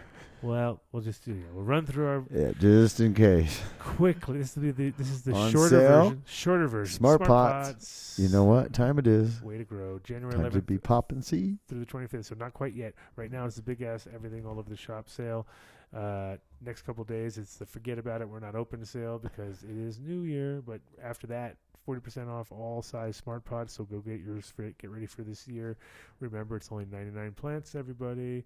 It's no more bigger numbers. So go bigger on your size and less numbers, and just do the same amount of weed. Nothing changes. 7 locations. That changes all the time because they might have more soon. But right here in Denver, 1051 Platte River Drive is my favorite. Pick up your extraction gear there. You can pick up anything you need for grow there. It's right off the highway. Boom, bang, pow. Or you can go to waytogrow.net, find out if there's a shop near you. If it's some serious order and you're like some major player, they might even deliver it. Who knows? But that's only if you're major. No little guys. Sorry. You can also just move on up to the next thing, Vinny. Come on, we're gonna move through. Boom, boom, boom. Boom, boom, boom. Next slide. Next slide. Same color scheme as Way to Grow. Can't believe it. It's almost like they were made by the same guy, but not made by the same guys are the lights that they produce, which are made by them only. And these guys are out of Ohio. So they're just like, nerding out down there, making grow lights, waiting for the weed to get totally legal there. But in the meantime, they're making very good, clean, profiled stuff with full spectrum and incredible production, even on the flowering side. I've flowered under these things, grown under them, growing under them, phenomenal. Flowering under them, I would say phenomenal too, because more resin than my 315s, about the same yield. So really, yes. Perfect for tents. They got a little collab going on with Gorilla guys, and so Gorilla Grow tents. So if you just pick up a tent, a couple of lights, might set you back a little bit of money in the beginning, but you'll save it in power, you'll save it in not changing your bulbs, and you will not waste any yield on those. And that's getnextlight.com is the way to get in touch with them. And I'll have them when next time Rand's in town. He's going to be on the show. We're going to do a real little coverage, and then we're going to do a challenge to the world of all LEDs, and we're going to take them all down. Because apparently I've checked, and I haven't seen anybody who's like, everybody's like, well, have you seen these guys? And it's like, that's like the light they made before, which is too strong and too deep. Now they figured it out. So grows tall. Yeah, just not good. So next slide. Check these guys out. Our buddies over at Build a Soil, Jeremy is the man if you need any kind of organic amendments, organic inputs for your production, for your IPM. It is 855-877-SOIL if you want to get in touch with him direct. But you can also go to buildasoil.com and just look at all the products that he has, and we'll order if you need to. He'll deliver 1 bag. He'll deliver 1,000 bags. He'll deliver probably 10,000 bags, whatever you want. But he's the man, and he'll do it direct, which is awesome. And we got our buddy's one of our newest sponsors. Going to do a show in about 2 weeks. We're going to have new products that no one's seen, and I've seen, but no one else seen. A few, the inner few, and some of them like the folio that these guys are making is just phenomenal. Slow down.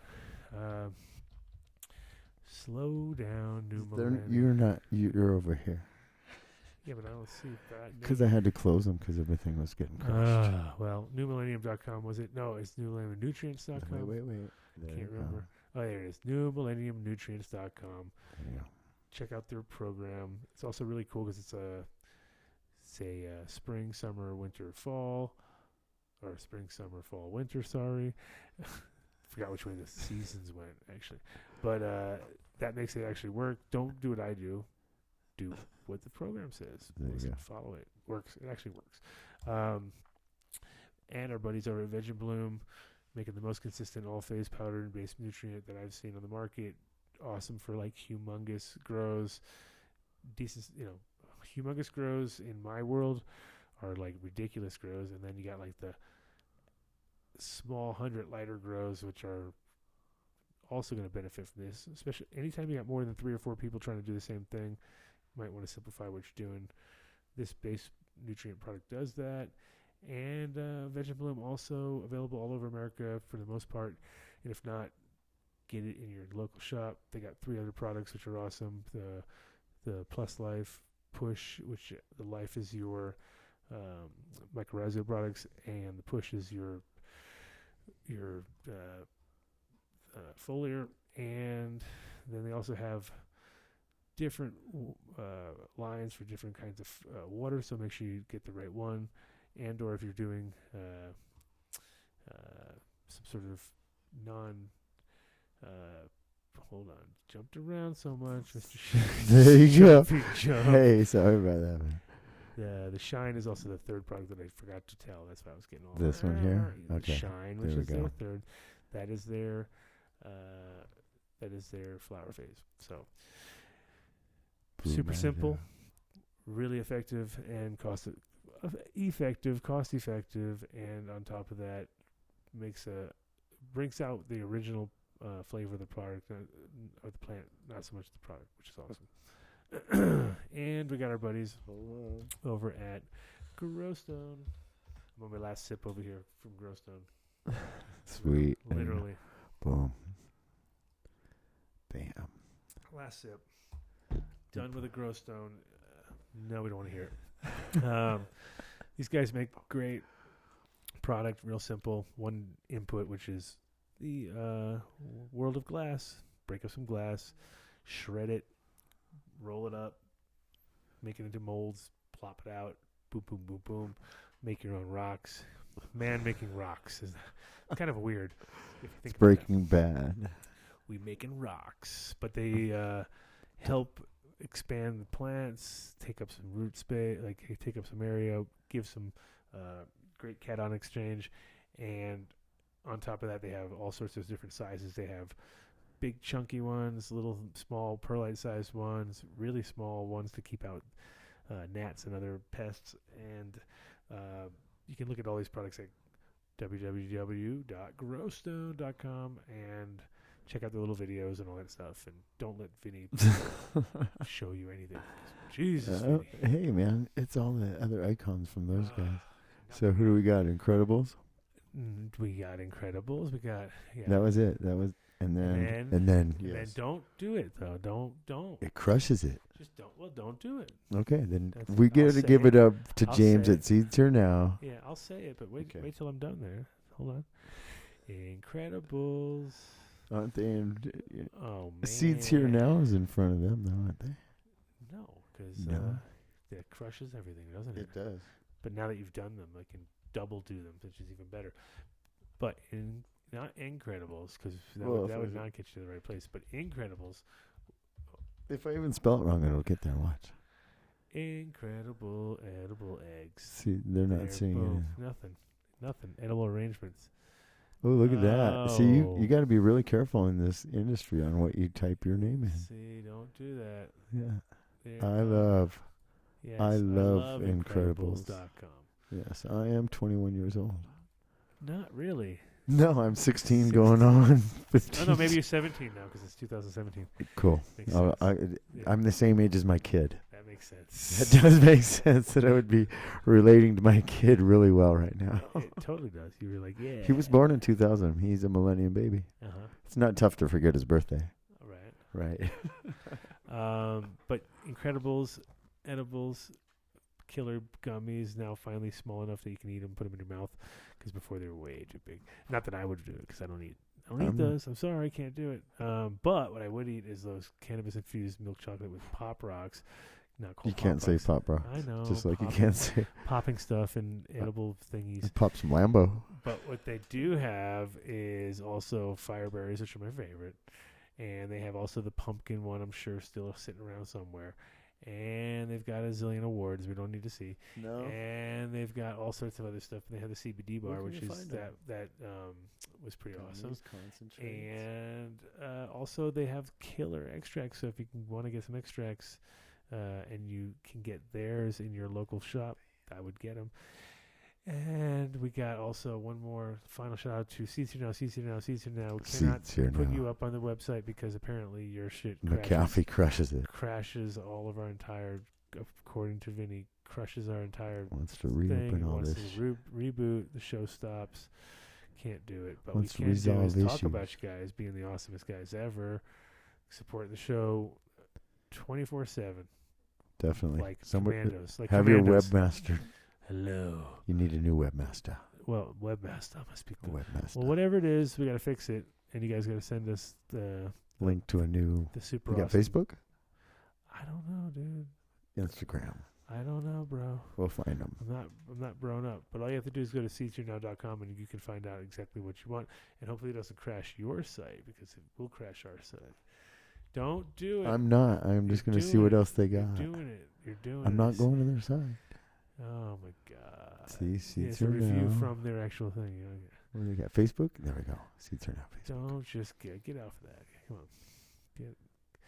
We don't want to see no what people. We don't care. There we go. Well, is that it? It's here.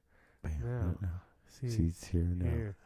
Now. Emerald Cup. Oh, there we go. Don't miss. Is it crashing? Nope. Crashing? It's not crashing. I got this. I got this.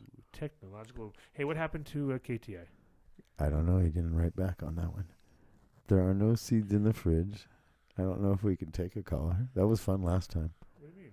Well, we had giraffe noises. Candy's upstairs. Who?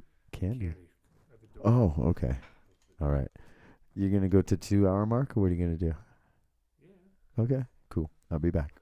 Okay. Go. Hold on, KTI. Man, just go get her. This is the classic KTI story. Where are you? Hold on. Let's see.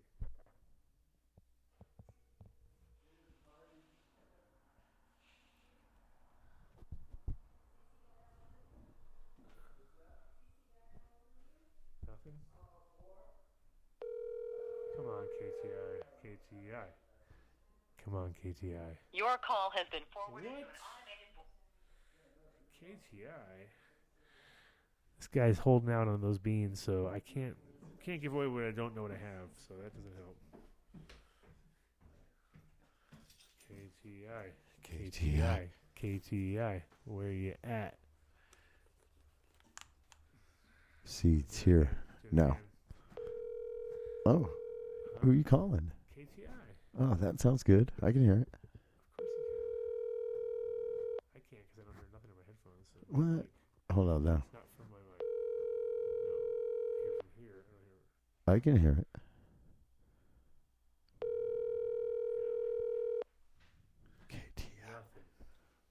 Your call has been KTI Perfect. failed us. Failed. He must have started work. Oh, really? Oh, he's got 2 restaurant jobs. On the restaurant That row guy. up there. He's on restaurant row. Hold on. Let's see. It's called the restaurant. No. No, that would we don't want to have him start out that way. No. I'm going to try to call James and see if he has got some super deals for us last minute. Let's see what we got.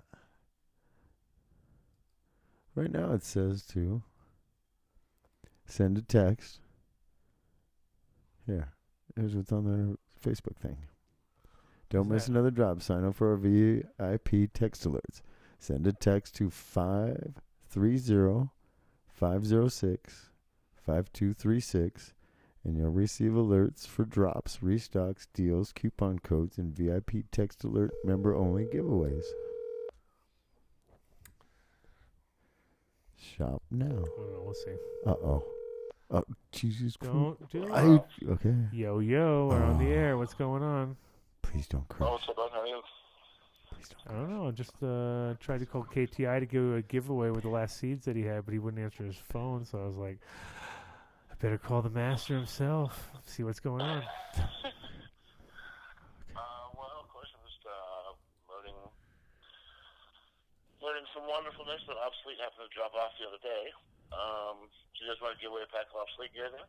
I don't know, something. Yeah, last week we did, let's see, last week it was zebras and giraffe noises. You got any ideas of how we're going to give away seeds? It's got to be something creative, I hope. Like end of the year creative, something.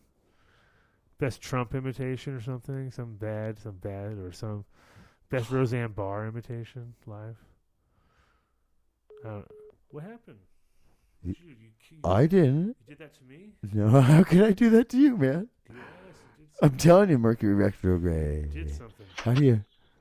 Mercury retrograde. Dude. Mercury retrograde. That was it right there. See, the phone just went bleep, bleep, bleep. Mercury retrograde. And Skype was signed out. So yeah, we got to come up with a contest of some sort. That's always the hardest part. What's the password? Well, are we still in the air? Yes. You're Okay, live. cool. You're live. So the hardest part for the contest for OBS gear. Break down the genetics of the alien tech male. Ooh. I don't know. And I don't know His nothing. claim to fame, his big boy.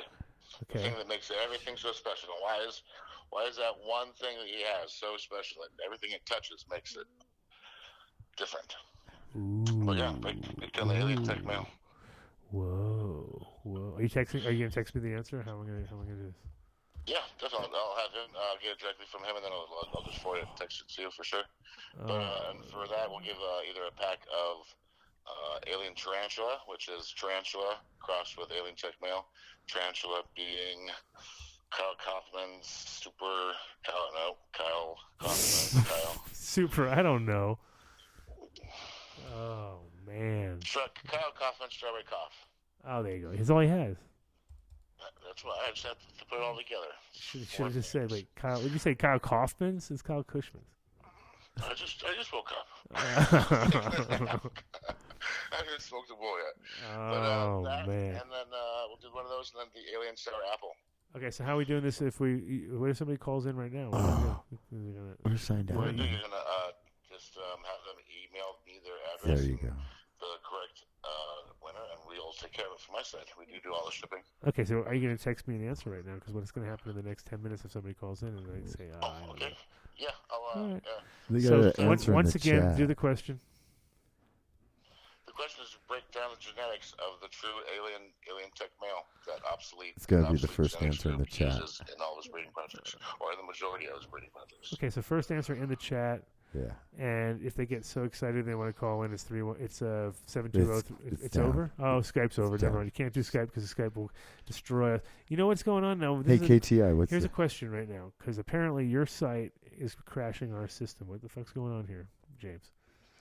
How's my site crashing your system? Because, well, according to Vinny, something happens every time a McAfee opens up. Antivirus shows up and wants to crush and then it just something on your site. destroys our feed. What's going on here, man? Interesting. I don't know. I'll call my tech. There you go. We've had zero issues. We've been all. In fact, so No, it today, looks great. What a great day! So today we actually loaded up at 4:20? Holy shit! Oh, no, it's wrong clock. I know he's in Oregon. But at 4:20 today, so his orange cookies and his orange sherbet get loaded up on the site for release. They have cookies or the orange sherbet for sale, but today's Friday, so they go up on the air, up online. So my site might be experiencing a ton of traffic, but I call my web guy. Probably the problem. Whatever it is, it takes us down every time. And now that we just had the contest, even more. But yeah, those orange cookies and the orange sherbet is pretty wonderful. And then he just gave me something that I was like, "What the hell is that?" Looks like Deb's McDuck. What is a sherbels? It took me a while, and I wrote it down. Sherbet crossed with Fruity Pebbles. It's so good. So good. Looks like we have a winner. Which one? Dabs? Maybe. That's the first one on the chat. All right, so we have... are you on the chat? Are you on the chat right now or no? He's just waking up. I don't know. I'd like to see if this kid's got his shit together right now. He's already on the thing. Of course. Obviously, yeah. He's listening. He's not watching this, man. He just woke up and you're calling. Small village in Afghanistan? Via U.S. soldier? Via U.S. soldier? Via U.S. soldier? A soldier coming back and giving him some seeds, but that doesn't give him the genetics of the strain. Okay. This is good. Everyone's saying brought back by a soldier. Back to the ship. Well, we knew that. That's the standard story. It's brought back by a soldier and given to him, but that's not the genetics of the strain, and it's not. It's how you need the rest of the story. Exactly. That's the easy part. Okay. So what village are you talking about? Like, is it from that village or that village? Or is It's got two different strains that are crossed. I mean, you bring the guy's seed. He's got this, but it's a cross of two others. It's a. I can't give you the answer. Okay, so you're gonna go. You're gonna go through the chat, and you're gonna pick out the first one that you feel deserves. And since we've already got people chiming in, they better chime in quicker so they can get more chance to win, right? Yep, and I will just stare down at my phone here real quick and text you the answer if you'd like as well. No, you can also just you can just be my guy. He's saying Chem 4. Chem 4, people are saying. Nope, no way. Perfect. Okay, so you're gonna look at it and you're gonna analyze it and you're gonna pick out a winner. Is what I said. Good to talk, James. Sounds good. We'll announce it later. Thanks, bro. Thanks for the heads up. Yeah, no problem. Anytime. All right, have a good day, bye. Peace. That was awesome. That's how we do. That was good. All right. Well, he didn't know shit. So someone's gonna win something. That's cool. That's we always got that good. out of the way. It's 1:45 in of 2 hours, and we do have some growth stone that you give that no, stuff. No, it's not worth shipping, dude. Come on. Oh, that's true. Well, you're in Ohio. I sent you a bag of grow stones. It cost me $80. This is you a $20 bag of grow stones. Probably not gonna happen. No. On the Adam Dunn show. But not gonna happen. Sponsored by, not happening. KTI went missing in action. He's Did he? rogue. What happened? Oh, he either went to work or he is not on the chat anymore. Okay, I got the answer in case somebody throws it up there, and I know for a fact that it's Laffy. Oh man. What do you got? Laffy, Sherbles. Laffy. Laffy. L-A. L.A. Affy. Yeah. What? Just that? L.A. Affy on its own? That's what they said. That's what's happening on the chat. It's a little slow. How many people are in there? Like 40, 50? Huh? There's a few people in there. There is a few. It says perfect streaming. That's always good. So it's good to get Ron back on board once in a while. That was really cool. Yeah, Ron. He's got the best accent. That's why we put him on the show. Total East Coast. Any East Coaster who's got a real thick accent and hasn't lost it, we'll get you on the show just to listen to you. Because we got, I'm a New Yorker, but I lost it all. And then we 2 hours there, too. We can't get fucking Bike to come on the show to save our life. Mitch is like a Jersey. He's not even real. He doesn't have that thick accent. His brother would be bad. We could get his brother on the show. That'd be cool. I think we should do that now. Because his brother's The kid's brother's too shy. We'll get the kid's brother and Mitch's brother on the show. That'd be cool. And then it'll be a whole new show with the new millennials. It'll be the new millennials. The new millennials. All right.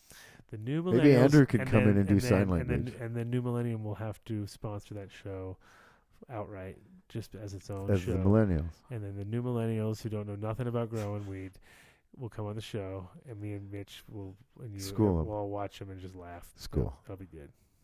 I don't have a new millennial in my family, so you don't. Well, no. You got your own kid. Well, he's the no, he's beyond that. He's the new. Thank God he's not a millennial. Ooh. God damn it. He's 2012, so that's past. Right, that's way past. Yeah. So Andrew was 1990. He's before it, and then I've got one that is the 2000 baby. He's already got a state championship underneath his belt. Who's that? My youngest has got a state championship underneath his belt already for. Well, there you go. Champions all the way. All day. Andrew's out in New York. Got to give him props. Now this is 145 on the second round. We already did this. Yeah, I don't know how long we went. It was to the sponsors, so we got all the sponsors done, and then when it came up to Seeds Here Now, it crushed. What's wrong with you guys? What the hell is I heard some bells. Huh? I'd like to give it up for Candy there for helping Cece for sure, man. That was it, yeah? That's my props for today. Her eyes and being able to focus on work are so much better that she's around. There you go. Right? Well, thank you, Candy, for helping. Thank you, Candy, for helping. Are you out? You want to go out the back door? Sure. Okay. You can go out the back, no problem. All right. So I don't know why I'm talking to the mic to talk to her. That was a little weird. That sounds weird. That was creepy. Weird and creepy. Vinny keeping it creepy on his. I'm not doing creepy, man. That's off camera. He's off camera talking about backdoor action and weirdness going on. That sounded weird. You are weird and creepy. So this is the last show of the year. I want to thank everybody for making it through another one, I guess. Oh, another year is amazing. And even though the place looks a little bit more techy or whatever, it's still not together. Our sound will be better, I swear. Swear. Our visuals will be better, I swear. Swear. Vinny will not jump around on the. I won't even be on mouse. camera. You'll never even see him. Like the mouse. Will just not like just now, be you won't screwed even. up. Yeah, that Except for mouse and the hand. click, it'll be all smooth. The hand is Just gonna. whoosh. Watch out for the hand. Right Hand. Let's see. Well, big year 2016. Lots went down. Lots of states got on board. Nobody jumped off. Everybody's moving forward. We got a douchebag Cheeto faced motherfucker in there for presidents are coming up. And he next gave year. the show to Arnold. And and the show goes to Arnold. So we're one step closer to Idiocracy, which is nice to see because it was one of my favorite movies. So it's great to see your favorite movies turn to reality. I love that.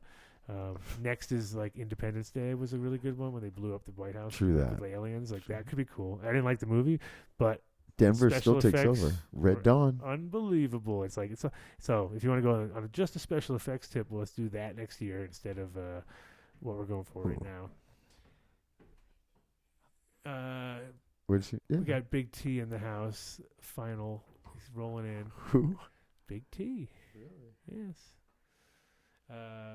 But the show's almost over, T. Don't you worry. I'll be there in 2 minutes.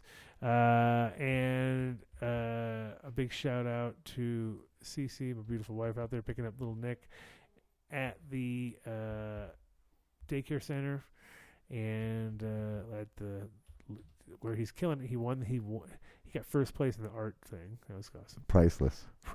Topped it, killed it, crushed it. Now it's his final day of school at the year. Everything final. Today's that final. See you next year. The big joke of the day. See you next. Dude, I ain't doing that till next year. I never got to see anybody. I ain't changing my underwear till next year, bro. Yeah, it's tomorrow.